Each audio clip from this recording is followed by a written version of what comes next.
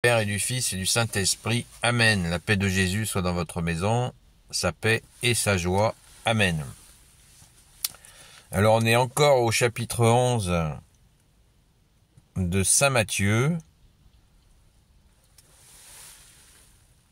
Et on est au verset 16 à 18. J'ai lu le chapitre de Saint Matthieu en entier hier, mais vous voyez, la lecture du jour nous invite à le relire encore.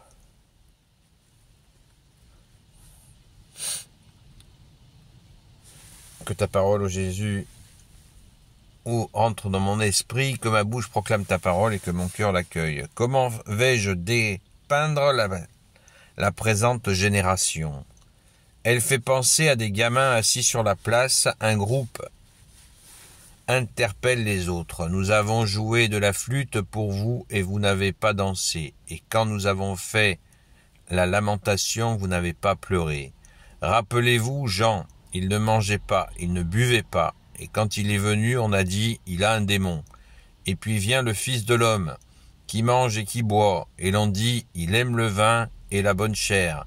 C'est un ami des collecteurs d'impôts et des pécheurs. Mais on verra que la sagesse a bien fait les choses. Merci Jésus pour ta parole. Alléluia. Pourquoi ce texte en particulier? De qui parle Jésus en parlant de cette génération? Eh bien, tout simplement,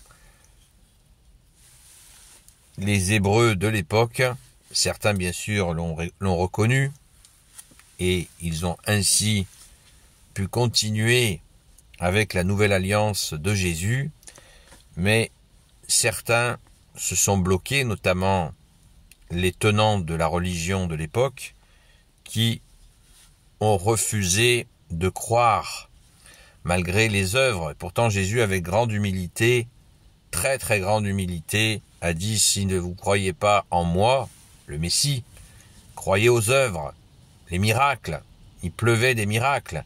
L'autorité de Jésus, quand Jésus enseignait dans les temples, le peuple disait eux-mêmes, il enseigne avec autorité, pas comme les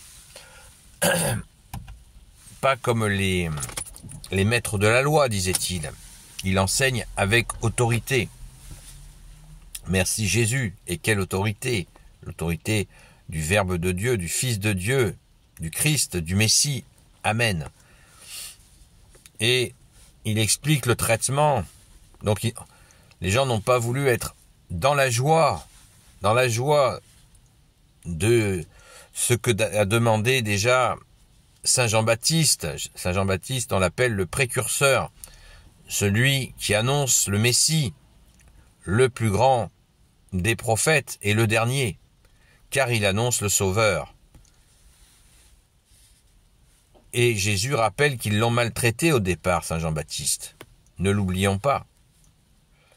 Comme d'habitude, les tenants de la religion, dès que ça bouge, il y avait un prophète qui venait, souvent il le zigouillait ou il le maltraitait d'une façon terrible, parce qu'il bousculait leur pouvoir. Le prophète, il avait le téléphone direct avec le bon Dieu, donc il secouait les pouvoirs qui étriquaient la religion.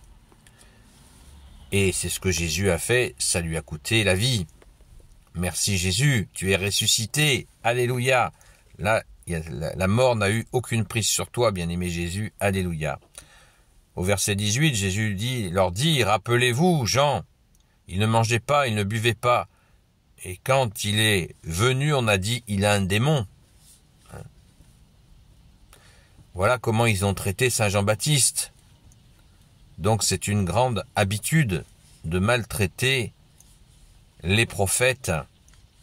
Et ça a été très très loin, et le plus terriblement avec notre bien-aimé Jésus, qu'ils ont astucieusement fait crucifier par les Romains. Mon Dieu Jésus, prends pitié. Au verset 19, Jésus annonce la couleur. Et puis vient le Fils de l'homme qui mange et qui boit, et l'on dit, il aime le vin et la bonne chair. C'est un ami des collecteurs d'impôts et des pécheurs. Même traitement, rejet, critique, Pourtant, Jésus, en étant aux côtés des pécheurs, eh bien, il est venu mettre en pratique cet amour du Père. Jésus est l'amour du Père sur la terre, les collecteurs d'impôts y compris, qui étaient considérés comme des collabos, puisqu'ils collaboraient avec l'occupant romain. Eh bien, Jésus, pas de souci, il parle avec tout le monde, puisqu'il est venu, le principe c'est qu'il est venu chercher ceux qui étaient perdus. C'est ce qu'il a dit à Zachée, le superbe collecteur d'impôts qui s'est repenti et qui a décidé de rembourser ceux qu'il avait volés, qui a fait une contrition extraordinaire, parce que Jésus est venu dans sa maison, dans son cœur, évidemment. Et du coup, il a converti son cœur à l'amour de Dieu. C'est extraordinaire, c'est magnifique. Et avec humilité, Jésus se nomme, au début du verset 19, et puis vient le Fils de l'homme. C'est le prophète Daniel qui avait eu cette vision. Donc Jésus, encore avec humilité, rappelle qu'il s'appuie sur l'annonce de l'Ancien Testament qui dit sa venue. Le Fils de l'homme, je vois un Fils de l'homme, disait le prophète Daniel dans sa vision du Messie qui venait. Et Jésus se nomme à ce moment-là Fils de l'homme, et non pas le Christ, le Messie, encore tout de suite. Il y va crescendo pour pas trop les choquer. Mais c'est très clair. Et il conclut dans ce verset 18 magnifiquement, « Mais on verra que la sagesse a bien fait les choses. » La sagesse, c'est-à-dire le précurseur, Saint Jean-Baptiste, qui annonce le Messie. Tout est parfaitement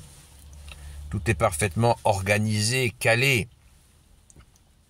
Saint Jean-Baptiste annonce Jésus, et quelles que soient les réticences, les freins des tenants de la religion de l'époque, Saint Jean-Baptiste est allé au désert, il a eu des disciples, il ne vivait pas, sans compagnie, il avait des disciples. Ne l'oublions pas, notamment Saint André et Saint Pierre, qui étaient disciples de Saint Jean-Baptiste avant de devenir ensuite disciples de Jésus, et les premiers. Donc c'est très intéressant à noter. Et Jésus dit, je le répète, mais on verra que la sagesse a bien fait les choses. La sagesse, ça veut dire la volonté du Père de se dérouler magnifique, qui, malgré les réticences de certains, les freins de certains, le Père de Jésus y trace le Fils avec son Fils, et bien sûr avec l'Esprit Saint. Et nul ne peut s'opposer à cette volonté extraordinaire, à cet agenda de Dieu. Nul ne peut s'y opposer, heureusement pour nous. Alléluia, merci Jésus. Béni soit le Père, le Fils et le Saint-Esprit. Amen. Ô Jésus, toi qui peux tout et qui portes tout, toi le Sauveur, toi l'Emmanuel, je te confie toutes celles et ceux qui regarderont cette vidéo, ainsi que leurs proches, selon ta sainte volonté, ô Jésus. Sainte Marie, Reine des cieux, toi l'Immaculée Conception, toi qui écrases le serpent, toi qui as la lune sous tes pas, toi notre Mère, Notre-Dame. Saint Joseph, toi le juste et le saint, toi le sage, toi la terreur des démons, toi le saint gardien de la Sainte Église catholique apostolique. Sainte Marie-Madeleine, notre chère sainte patronne. Et vous, tous les saints et saintes, amis de toi, ô Jésus, Saint Michel Archange qui est comme Dieu, Saint Gabriel Archange, Saint Raphaël Archange et tes anges guérisseurs, et vous tous les anges qui servez Jésus, je vous confie toutes celles et ceux qui regarderont cette vidéo, ainsi que leurs proches, selon ta sainte volonté, ô Jésus. La paix de Jésus soit dans votre maison. Je vous dis donc, à ce soir, si vous le souhaitez, à 20h30 sur TikTok, sur la chaîne Seul Jésus Sauve, pour ce temps d'information et de formation sur la Sainte Foi catholique. Merci Jésus, par ta grâce. Continuons à prier pour les personnes pour qui nous prions. Message aux amis de Sainte Marie-Madeleine. Prions sur le dernier message que vous avez reçu. Prions très fort. Merci Jésus d'entendre nos prières. Amen. La paix de Jésus soit dans votre maison et je vous dis à très vite.